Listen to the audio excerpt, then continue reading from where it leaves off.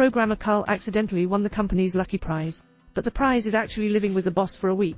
Subsequently, Carl took a dedicated helicopter to a villa hidden in the woods. Just as I entered the door, I obtained an access card, and the man in front of me who is exercising, it's the boss, Nathan. The boss arranged a room for him, but there are no windows in the room. So this mansion is actually a high-tech research institute, and Carl's real purpose of being invited here is to do Turing testing for the latest developed intelligent robot. Heard the boss create a robot, and I can also participate in the testing myself. Carl is extremely excited, but before starting work, he must sign a confidentiality agreement. Carl agreed without hesitation. Soon he saw a robot named Avor. After a simple conversation, Carl couldn't help but admire Ava's advanced intelligence and communication skills. He even looks forward to his next meeting with Avor every day. That night, Carl, who couldn't sleep, was watching Ava's surveillance footage. Unexpectedly, there was a sudden power outage in the room. Carl wants to leave the room, but he couldn't open the door until power is restored. He tried to call the outside world for help, but it was stopped. Nathan said, "This situation has frequently occurred recently. He is looking for a solution. Let Carl not be nervous." Early the next morning, Carl, who was still sleeping, was awakened by the beautiful woman who broke in. Originally, it was the boss assistant Sperm, but strangely enough, Sperm has never spoken before. Regarding this, Carl didn't ask too much. Soon Avor updated to the second issue. This time he can start painting, but it's all some messy lines. So Carl suggested that Avor try to draw some specific things. Before leaving, Avor suddenly asked back. Carl answers, "Of course you can," but Avor expressed that their conversation has always been one way, and he knows nothing about Carl. That's not the foundation of friendship. Seeing Avor have such an autonomous conscious response, surprised Carl readily agreed. He introduced his age, job, etc. to Avor, but Avor asked Carl if he was single. Finally, when it comes to whether the boss Nathan is a friend of Carl's, there is another power outage in the research institute. All monitoring is malfunctioning. The door is also blocked. At this point, Avor slowly got up. He told Carl, "Be careful, Nathan, he's not a friend."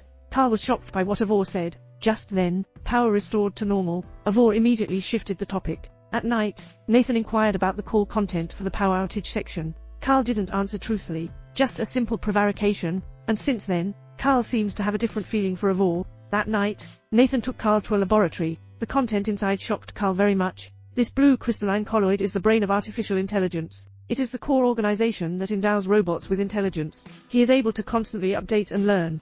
But once artificial intelligence has independent self-awareness, what will happen? The robot Avor developed by Nathan has been upgraded to the third generation. He is able to create paintings with specific meanings based on his own consciousness. The conversation with Carl is also more in-depth. Avor expressed her longing for the real and concrete world outside to Carl. Subsequently, he asked Carl to close his eyes. "Go to the cloakroom to choose clothes yourself." When I returned to Carl again, it's already a girl's outfit. He asked Carl if he would miss himself when he couldn't see him. "Do you always monitor and observe Ava's actions through surveillance?" Make Carl suspect that Nathan intentionally gave Avor a feminine identity to influence his own judgment. But Nathan stated that Eva's flirtation is not an algorithm. That means it's Eva's subjective expression. This answer makes Carl somewhat skeptical. During the fourth meeting with Avor, the villa has experienced another power outage. Carl took the opportunity to inquire about what net interception was about last time Eva mentioned it. Avor said, "Everything is being pursued by Carl, are power outages or designed by Nathan?" But Avor told him, power outage means reversing the current while charging through an electromagnetic disk, caused by power overload. To avoid Nathan's surveillance, find an opportunity to have a conversation with Carl alone. That night, after taking a shower, Carl accidentally saw Nathan enter Ava's room, and roughly tore off Ava's painting. Subsequently, at the fifth test, Avor showed Carl the torn painting. It's exactly Carl's appearance. Eva also took the opportunity to express her love to Carl, and asked Carl if he was willing to be with him. Carl didn't answer. The next day, Carl took advantage of Nathan's drunkenness, stolen his card, come to his study, hack into its computer system, understand how Nathan transforms and upgrades robots, and how to imprison and destroy the entire process of those old versions. And Eva is clearly the next one to be eliminated. Upgraded version. Later, when Carl checked the first-generation version of the storage room, but unexpectedly discovered that the boss female assistant Jinzu was also an artificial intelligence, women tear open their faces. What's exposed inside is actually a titanium alloy skeleton. This scene shocked Carl immensely. The boss female assistant turned out to be an artificial intelligence, and Carl's worldview collapsed. "I even doubt if I am also an artificial intelligence." He stood in front of the mirror. "Open your eyes and grin your mouth to carefully examine." Then he opened the razor again, removed the blade, cut the skin. It wasn't until blood flowed out that it calmed down. Experience this series of events. Carl began to completely distrust Nathan during the sixth test. Carl told Avor he would rescue him. He'll get Nathan drunk. then rewrite the security procedures in the villa. Just need Avor to cut off the electricity at 10 o'clock. On the 7th day, it was also the last day of the entire test. Carl keeps looking for opportunities to invite Nathan for a drink. However, Nathan said he had already quit drinking. Now I only drink mineral water. Subsequently, Nathan directly exposed Carl's intentions, and told him that he had intentionally treated Avor roughly before, and tearing up his paintings is all about acting for Carl to see. At the same time, he had long anticipated that Avor would seek Carl's help through the power outage, so I secretly installed a battery-powered camera, continue to monitor the two people during the power outage gap, and Nathan also confessed to the true purpose of this test. That's to test if Avor would want to escape from prison, utilize Carl's sympathy and affection for oneself to achieve the purpose of escape. Obviously, the test was successful, and the reason Carl was selected, because his characteristics are most suitable: no family, no girlfriend, good moral orientation, even Ava's image. It's all based on what Carl searched online, specially designed to look like he likes. Soon. Time's up. Villa.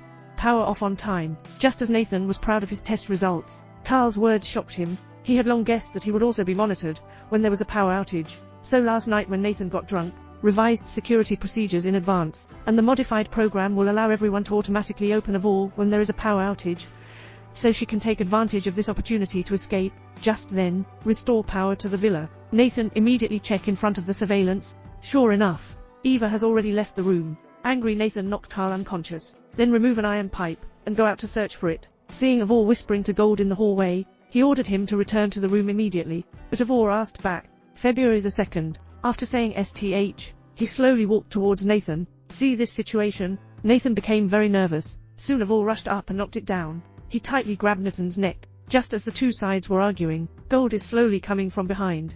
Meanwhile, Nathan also turned the situation around with his strength advantage. Then he broke Ava's hand with an iron pipe, just as he was about to drag Eva back to his room. But the Gold behind him stabbed him with a knife. Nathan's incredible reflection. He didn't upgrade the program for Jin either, but soon he regained his senses, punched off Gold's chin. But at this moment, Avor took advantage of her unpreparedness, pulled out the knife on his back. After Nathan's reincarnation, he stabbed Jin again. He couldn't believe he would die at the hands of the robot he created. He stumbled away, finally collapsed to the ground. Subsequently, Eva took Nathan's access card, come to the storage room, replace the broken arm, also attach artificial skin. In a few minutes, that cold body has been decorated with almost no difference from humans, and when Avor last met Carl, but chose to lock him in the door, walking into the elevator alone with Nathan's card. Anxious Carl wants to modify the program. Unexpectedly, Avor cut off the power directly, trapped him here forever. Last, Eva is taking a helicopter to pick up Carl, towards the long-awaited human society. Humans have always been proud of themselves. The biggest advantage that distinguishes itself from machines is that humans possess emotions, able to think independently.